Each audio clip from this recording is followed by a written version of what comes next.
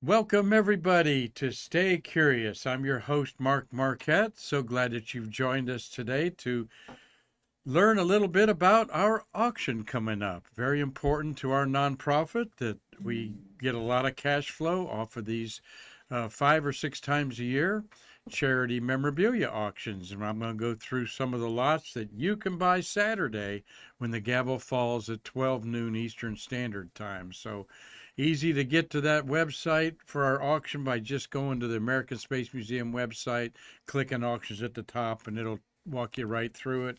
Invaluable is the auction house that our auction house, Bid Again Auctions, uses for their space memorabilia and other things. Bid Again Auctions, and I should have had them as our sponsor today, but I don't. I have gohistorytravel.org as our sponsor today. We'll do Bid Again Auctions tomorrow, but you're going to learn. We'll talk about that, the auction, here in just a minute, but I want to turn you on to our friends, the Ramanujams, spiritual and financial contributors to our museum.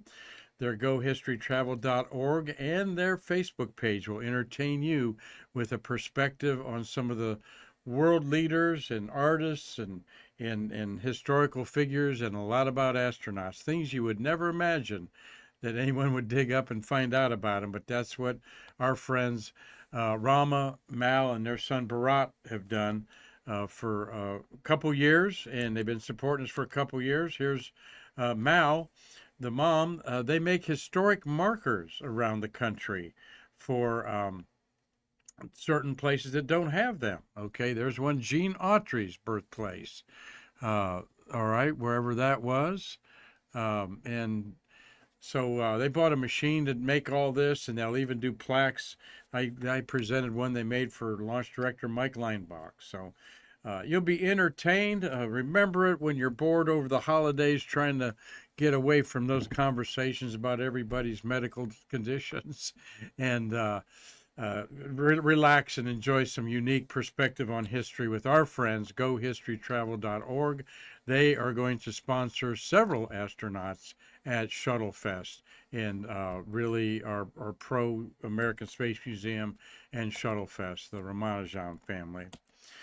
We had a great program, Marty, with Richard Nederlander of Spargo Space on Monday. Richard was very enlightening with fueling depots and using AI guided docking is his company that he's founded. He's also a radiation expert. And this is what our space programs need, are young entrepreneurs that are willing to take a chance. And he got a $10,000 grant from the Martine Rothblatt Award at the International Space Development Conference. Of course, Martine Rothblatt is our executive director, Gabriel Rothblatt's father, and a very influential business person in the world.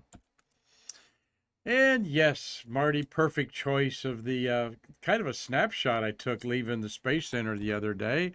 Yes, it's beginning to look a lot like Christmas at the Space Center, and I hope they can. Are they extending the hours into darkness? It's 5 o'clock, but I think they go a couple weeks till 6 or 7, so you can see the beautiful lights. And I'll try to get out there. They've got rocket. They got trees dressed in each rocket theme. There's a lunar module tree. There's a command module for Apollo. There's a shuttle tree, so forth and so on. So we'll be sharing that holiday spirit with you as we're deep now into December 3. And I had the privilege of attending today, a very busy day for this myself, that's just so blessed to be doing all this. Our hometown rocket company, Via Space, bought a machine shop in Cocoa, Florida. Now, Via Space is the only rocket company, Marty, in the state of Florida, period. Their home base is in Florida at Cocoa, right off the interstate for what we call Port St. John, where I happen to live. And they bought this. Cocoa is the community of Cocoa, nothing to do with Cocoa Beach. That's about 10 miles to the east. And there's Cocoa Village in between the two. Took me a while to figure all that out. That's why I'm explaining it to you. But Cocoa is a nice community, 40, 50,000 people. And this machine shop was given a part by Via. I was told it was worth $250,000. And they had the specs to whatever they had to do this machine shop to this part. Or if they did it wrong, it would have cost $250,000 to Via to throw it in a trash can. And this company did a tremendous job. It's Haas company there that is now segued into one of the first cottage industries of Via Space. They're going to be making all their parts. Therefore, Kevin Loudermilk, their CEO, told me that it keeps their supply chain where they don't have to wait on parts now from other manufacturers around the country. They're doing it right here in Brevard County, the only rocket company in Brevard County. So they're going to be building their Dauntless rocket that is plastic fuel grain, sustainable fuel with a special igniter that was developed by one of their brilliant engineers. And then build the rockets here in Cocoa, launch them from, have the parts made right there in Cocoa, Florida, and launched from Cape Canaveral Space Force at pad. The pad where Via Space, where Blue Origin, where SpaceX landed about 400 times. The LZ-1 zone, they've taken that over with another company as their launch site. So they've also announced Via Space that they're going to do offshore launches with their solid plastic fueled rockets that do about a 2-ton payload to space. And we're going to have Kevin Loudermilk on probably the week before Thanksgiving or Thanksgiving Christmas, somewhere like Wednesday the 17th. And you'll learn more a lot about Via Space. So also went to a NASA luncheon today of some NASA retired old timers. Busy day for me, and I love it. I never have just one thing going on. I'm either doing nothing or 3 things going on. Maybe you all can relate to that. So juggling a lot today, and had nice lunch with Lisa Malone, the former public affairs officer, took over for Hugh Harris. This was his group, the voice of NASA. Jay Honeycutt was there, former center director that's been on our show many times, and Jim Adamson, astronaut, usually attends. STS 27 and 43 are his missions, I think. Not 27, maybe 28. It was a DOD mission. And through some of the conversations of folks here, this Artemis situation is going to change quite a bit. And these former NASA leaders doubt that the Lunar Gateway will ever be launched as part of the Artemis program. Now, that is a European, JAXA, and Canadian project with a little bit of American help. But the halo, the habitat, has been built on the Lunar Gateway, and it was a big piece of the puzzle of Artemis when they were planning this 3-4 years ago, 5 years ago, as that's where the Orion was going to dock, and then the Starship was going to be on the other side of it and go to the moon. Those plans will never happen. Don't count on that. And we'll elaborate more on that when we get Mr. Honeycutt in here to talk about it, hopefully in the next 2 weeks. So great, and then we're just doing rocking and rolling, and Marty and I are going to have dinner with astronaut Tom Jones tonight and talk specifically about Tom Jones's ideas for a successful Shuttle Fest. And we're going to have Nick Thomas will be there with Connie McDaniel, another tremendous volunteer that's been at all the Shuttle Fest, Marty, myself, and we're going to have Terry White waxing his mustache there for Tom Jones. So maybe we'll bring you a picture of that or 2 in there. But kind of a business meeting, and one of these days it's fun to be me. I've had a ball today, but it's all about expanding the footprint of our beautiful American Space Museum, where I was telling Kevin Loudermilk of Via Space, I said, Kevin, your company rests on the laurels of our museum over the decades and decades since the 1950s, and that's what we represent here. Hope you can come and see us someday. Well, also another piece of braggadociousness. We're going to talk about Santa brings a bag of space collectibles Saturday here in just a minute. But we did get our Stay Curious logo registered trademark with the patent office. Hooray! And it's all because of you watching this show. It would never have happened if the demand wasn't there for this program.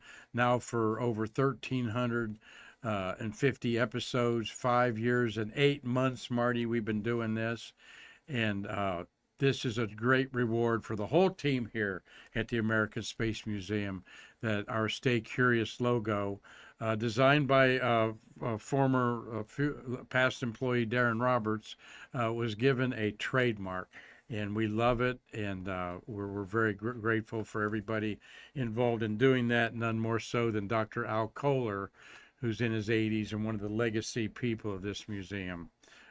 So thank you all for watching us, and we are legally a trademark. Stay Curious.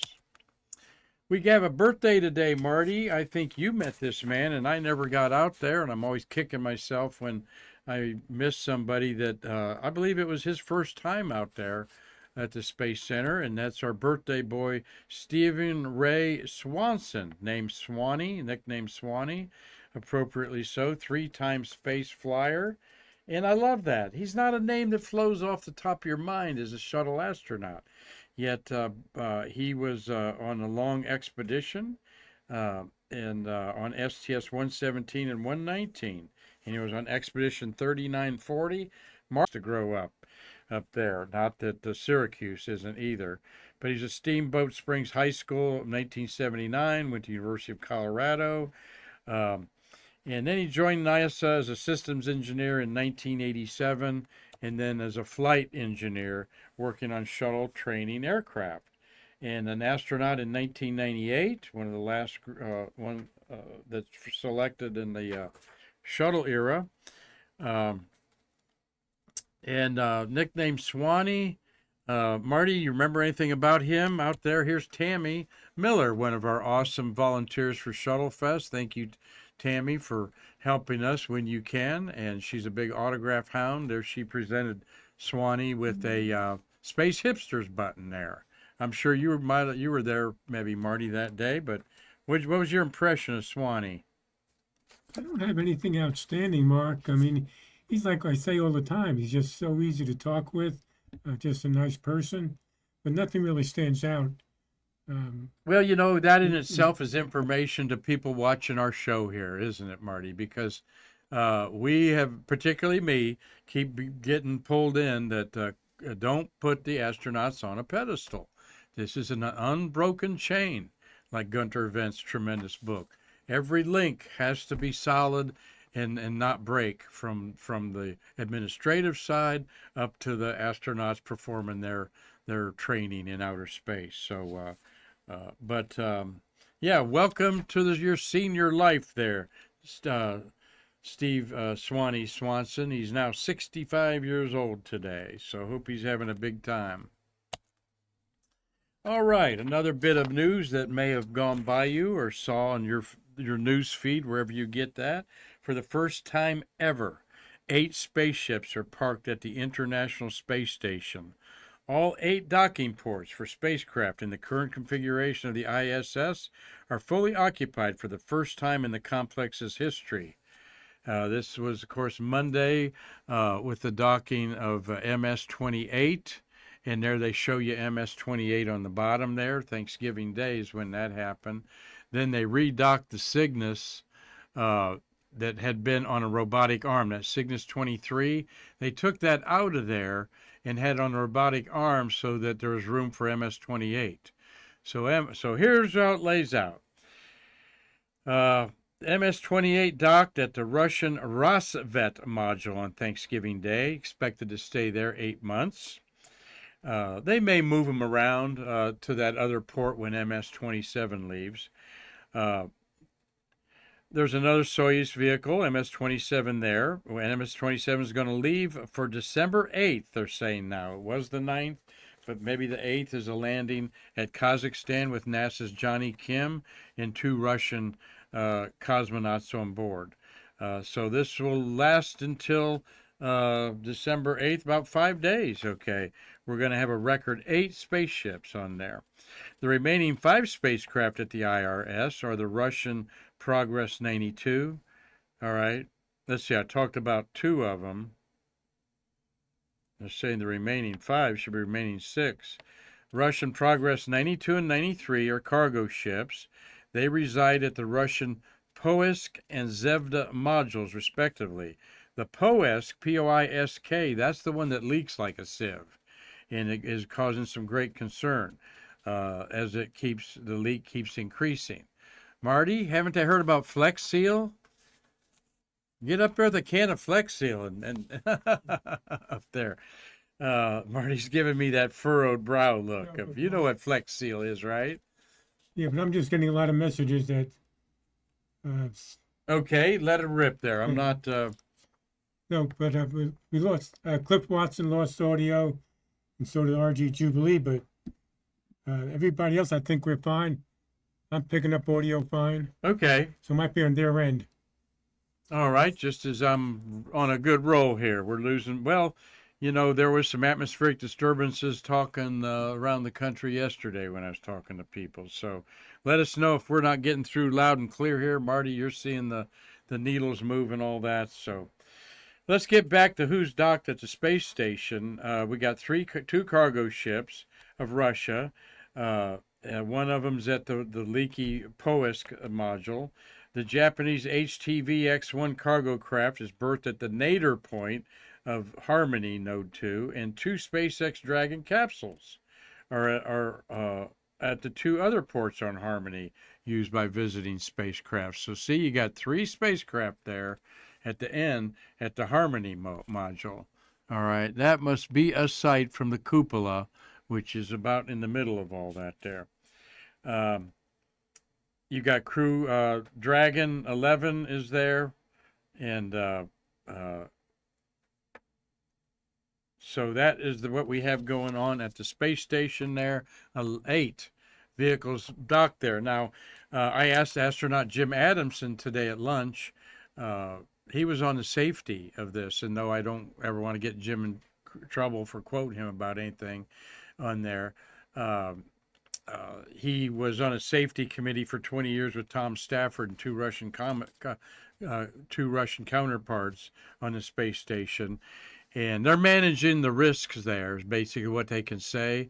And who knows if this will work? If this is causing a lot of stress on the. They've got sensors on there, and they'll figure it out. All right.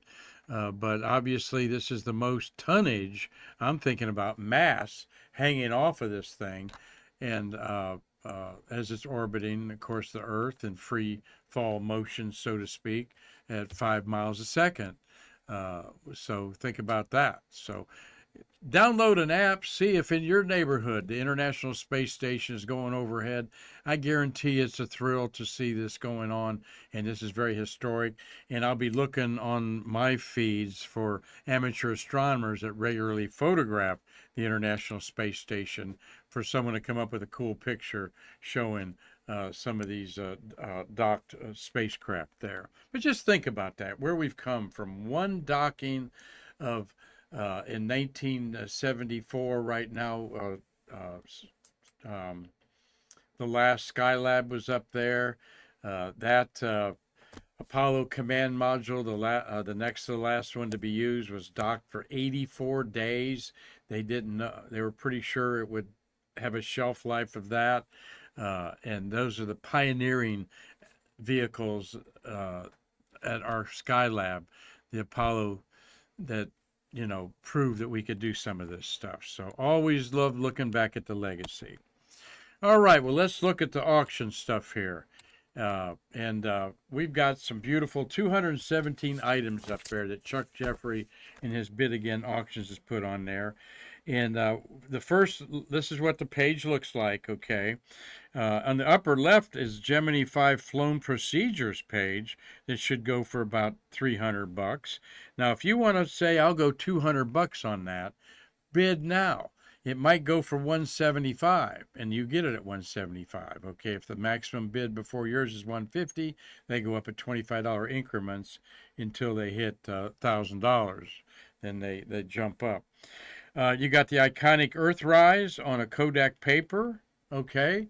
Would you believe that we've sold those for over $5,000, an 8 by 10 of the Apollo 8 Earthrise on Kodak paper printed out of the NASA lab?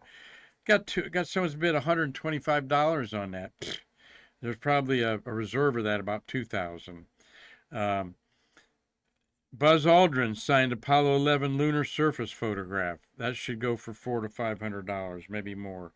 A Buzz stepping on the moon, another $500 original. Kapton foil off Columbia uh, should go from 100 to 200. Apollo 11 film. Now this is a certificate of authenticity from the gentleman named Underwood, who that's this right here on the bottom, two in from the bottom, and more Apollo 12 film that was on the leader of the film that was used on the surface of the moon. So this is $1,000, either one of these things, we hope. I don't have anything to do any talking back to anybody, Marty, so you take care of the comments and questions if there are any. But here is two things that are kind of a must-have for you space collectors. You got to have a Snoopy poster. All right, mission success is in your hands. Now this Snoopy poster may go for over $200 unsigned. We go out there, we being our group of astronaut hounds out there at the Space Center, and we get astronauts to regularly sign a Snoopy poster and maybe another poster. And we also have Chris Calley artwork that's being signed. Marty's taken out there and getting signed by maybe up to 15 astronauts. I like about 15 to no more than 20 on the Snoopy poster, and then it starts getting a little crowded. Those will sell for $400 or $500. We don't have one today in the auction, but we usually do. One thing you do want to have also is a piece of tile off STS-1. And these are the acrylic tiles that were handed to space workers. Marty, I'd like to know how many they printed this. Did you get one of these? No. Nope, did not get it. He did not get one. Did you ever hear about how many of these were made? Was it like 500 or 1,000 or? No, we very seldom had any idea how many were handed out. And some things were handed out we never knew were handed out, just like this piece. I never knew about that till it showed up here in the museum. I'd like to know that. I need to ask Chuck or about what he thinks, or also Ken Havicott, another world expert who's helped tutor me. So two things that are kind of must-have for a good collection. Now some stuff that we're going to show you that, wow, is new in this auction. Here is the Mark's Atomic Cape Canaveral Missile Base from about 1960. And you see on the cover there, they got two UFOs in the background, Marty, and shooting rockets off of there. That looks like my favorite, the Bow Mark there, the black one in the middle there. And this has never been put together, never been opened up in 60-some years, over 65 years. Pristine condition. The box isn't so much, but this is going to go for a couple $100, we hope. Well, here is again another example of this bid is up to $150. Starts at 100, 3 bids. So somebody bid 125, or somebody bid 100, then it went up to 125, and maybe I say I'll give 200 for this. So the 125 bid, I'm the next at $25 increments. I get it at 150 unless somebody bumps it up to 175, and then I've already put in today for Saturday's auction that I'm willing to go 200. Someone goes up to 175, I'll automatically go to 200 and win it. Now you win this for $200, you're going to have a 20% charity auction fee that goes to the museum. That's where we come in, is you give us 20% of any sale. So if it goes to 200, it's going to cost you $240 plus shipping, and we get that $20. Now, if we own this, okay, then we get 100% of the $200 of it in there. Chuck Jeffrey is very generous with us and does not take a piece of the pie out of our sales of lots we have in there. Out of 217 lots, we may have 50 lots in this one, maybe a little less. This is a cool, rare brass Apollo 11 Manned Space Flight Center decoration plate. And when Chuck says it's rare, meaning he's never seen one, okay? Look how gorgeous that is. And look good on any centerpiece. And it's got kind of the whole mission profile around the edge there, and that beautiful blue pops it out there with a yellow uh, uh, faceplate on the astronaut. All right, I'm not going to spend a whole lot of time on each and every one of these just to give you a taste of this auction and how it is a history lesson. Marty, you know I harp on that. It is a tremendous history lesson. You'll say, wow, I never knew that was printed up. Or posters of inspirational nature. The Snoopy posters, the warning about espionage posters, these crop up. There we've got Skylab 2. All three astronauts signed that. That is way cool to have, though does that say to Mark? Looks like I might be bidding on that.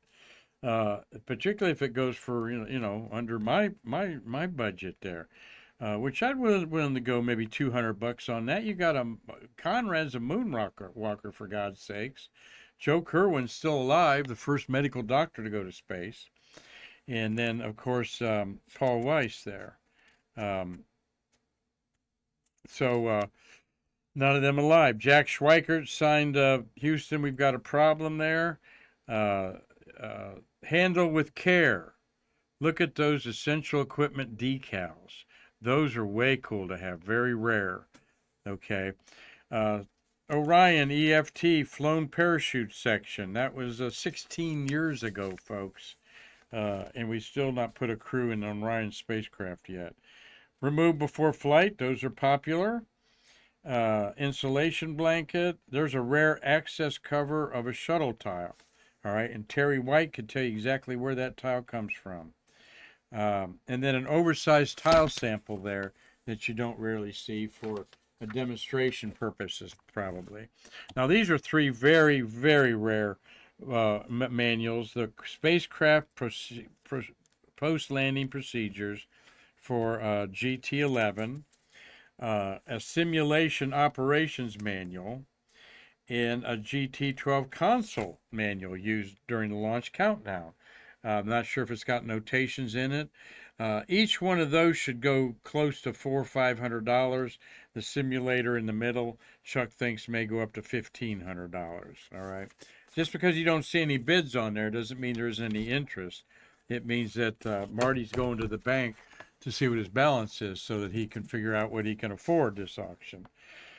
Something also very popular and fun to own and a collection in itself. And we talk about, don't try to get everything. Focus on one thing that you enjoy, like maybe postal covers from the shuttle era, where there's a crew sign 6, a Enterprise flight test cover by Young and Crippen sign, which they didn't fly that, of course. STS-41C, Bob Crippen's signature. Dick Scobie, all right, who lost his life in Challenger. And then a 41D with Judy Resnick signed there. Charlie Walker, our buddy. Charlie's signature looks a little bit more calmer there, Marty, when you look at that on there. Hank Hartsfield, bless his heart. Sally Ride is at the lower left-hand corner above my head there. There's Sally right there. So some good A-class astronauts that are in our history. Restricted area and a propellant conditioning signs, okay? How cool would that look, Steve Jokums, in your man cave there? Propellant conditioning facility, all right? And he can probably own that for $100. It might go for $150, $200, hopefully more. And then you got some desk items there, and from a guy named Oling. Edward Oling was one of the architects of early space stations. Another thing you could collect is shuttle crew autographs. There's auto pens that are easy to find and cheap, but you get a crew, you basically go $20, $25 an astronaut. All right, so let's look at, we've got 70. That's our buddy, the Woodpecker mission there. So Don Thomas, and a crew patch from Don Thomas, okay? Flown crew patch. So you go $25 an astronaut. So you got $125 and 5 astronauts. The crew patch, make that another 25, so there's 150, and add $100 for the whole crew signing it. And that's at least a 250 or more value there, depending on who needs it. 72 has Winston Scott on it there. You got 73, 77, 83. Maybe you saw that launch there, Tom Celentano, and you want to have the crew sign on there. This is a great opportunity to get that. And you got 101 and 104. And then one of my favorite things are space flown flags. These flags from the MIR program, and they'll fly a NASA banner administration flag also to give to workers to thank them for being there. Now, Marty, I think you got a MIR flag, did you not? Yeah, Marty, I saw that your collection one time she got a MIR flag. And they're vacuum packed, probably 1,000 of them in about a 2-inch pack, and then they give them out to stuff like that. Here's two way cool things. The United States Air Force Thor contractor model rocket on a mobile launch platform on the left. Chuck says that should go $400 to $900. And how about a never before seen X-20 dinosaur wind tunnel test, a wood wind tunnel test model. Now, you space lovers out there knew exactly that was the dinosaur that was going to be the space plane of the 1960s launched on a Titan rocket. Could you imagine a fleet of 20 of those out there at Edwards Air Force Base and ready to just be deployed at any moment? Or maybe out here, we got a row of 15 of them ready to go. That's already up to $475, okay? So that's going to hit $1,000, I'll bet. How we doing, Marty? Anybody got any questions or comments? All right. Nobody's putting the Z's up there, are they? All right. It is important that we share, but I also think you learn as much as any Stay Curious program about some of these items that are historic items, like the one in the middle. I never saw a mission analyzer, all right? Raytheon put these out, mostly for the guidance and navigation side. And this is like my wheel. I've shown them on here before, but like my star wheel, you're lining up the time of the mission, and they start the mission and they keep track of it at hours. So at 150 hours, you should be doing this as you're orbiting Earth on the Apollo 9 mission of what that is. And those are way cool to have. There's two sides to them. You flip them around. I never knew those existed. Of course, NASA autographs that have the red numbers NASA on there and letters and numbers on there are the first VIP out of the photo lab at Johnson Space Center and handed to people. Okay. But sometimes they've done reproductions of these. So if you saw this Apollo 9 red numbered photograph and the NASA is the worm logo, wait a minute, that's a reproduction after 1975. The worm logo wasn't even thought about until 1975. And some Apollo 11 stuff was reprinted at the 10th and 20th anniversaries and 5th anniversaries, and they got the NASA worm logo. So little things to look for. How about an Apollo 10 recovery crew sign? Those are very rare. The stamp there of the Recovery Navy Forces or the lunar module. Well, not the lunar module, the command module, of course. Signed by the captain of the ship, it looks like.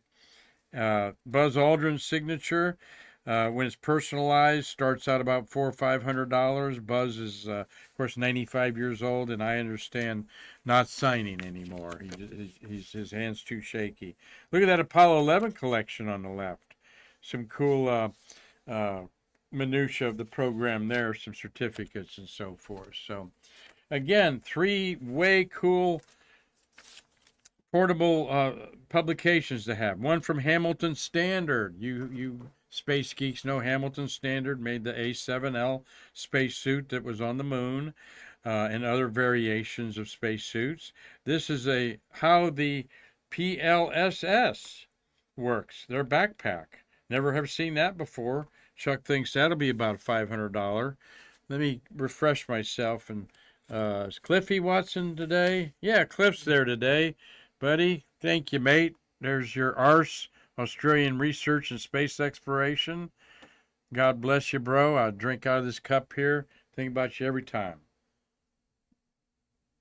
Of course, Cliff's down there in Pomona, Australia, battling a serious medical issue, and we all know that we're all pulling for him there. So, Marty, a question. Go ahead, bro. Yeah, I missed a question from RG Jubilee earlier, and I have another question after that. He's asking, I lost it. Oh, it's plastic that is the plastic that Firespace is using cause cancer?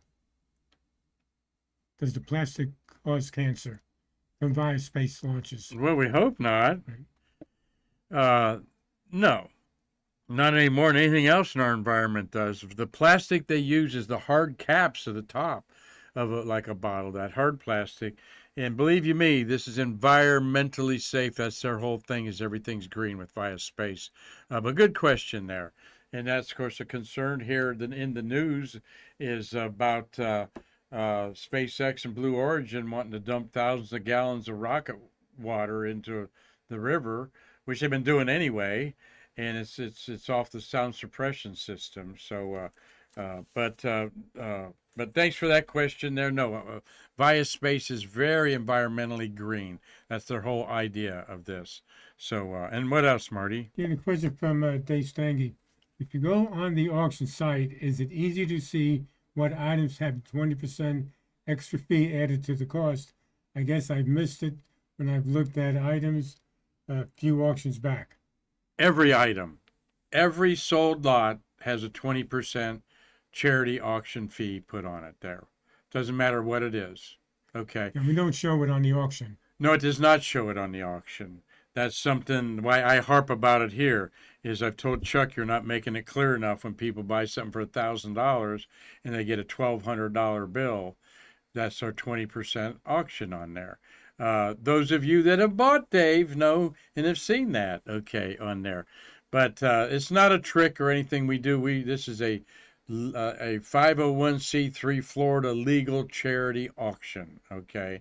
And we're allowed to do that. So good question there. And that's why I mention it, is I don't think it's plainly said on Invaluable or on our Facebook page or website that there's a 20% fee on that. And I'm going to get that corrected. Thanks for pointing that out, my friend. You got a couple other manuals there. The interesting one's the life support system that they use to do spacewalks on the Skylab up there. Little known astronaut life support assembly publication. Okay, and that could go for $500-600, and these do. People love having these. Finally, let's look at the Earthrise on Apollo 17. Though if that was Apollo 8, it'd be worth, like I said, several, maybe $1,000. I've seen these go for crazy numbers, even though they've been faded a little bit. This will be a couple $100 item. And look at this vintage Apollo 17 Pioneers Snoopy poster. There's Snoopy there. Yesteryear pioneers they show there. The mountaineer had to help on himself. Had to help himself. Today, the astronaut relies on a team. All right. So Apollo 17, you are part of a team. Don't fail him. Okay. Just flat out do your job or they could die. It's just a subtle reminder. These posters would be down the halls when you went to the bathroom. Marty, did you ever see that poster? No. Pretty cool one, though, isn't it? Of course, and you did work on Apollo 17 to the end there. I did, so. but never saw that. These are probably in Houston and Marshall more than maybe here. So that's our show for today, folks. The charity auction starts at noon Saturday. Like I said, if you don't buy anything, download it, have it on your smartphone as you're doing chores Saturday. You'll be amazed. And I wish it had audio to it. That's the other thing, is I wish you could hear Chuck doing the countdown. Then sometimes I think, no, that might not be a good idea. But no, it's a true education. And listen, you get your wife to buy you something, your girlfriend, your boyfriend, All right, your spouse, your significant other, dog, cat, whatever. There's some cool things to have here at good prices because I'm going to make this statement, Marty. We all know the economy's rather soft right now.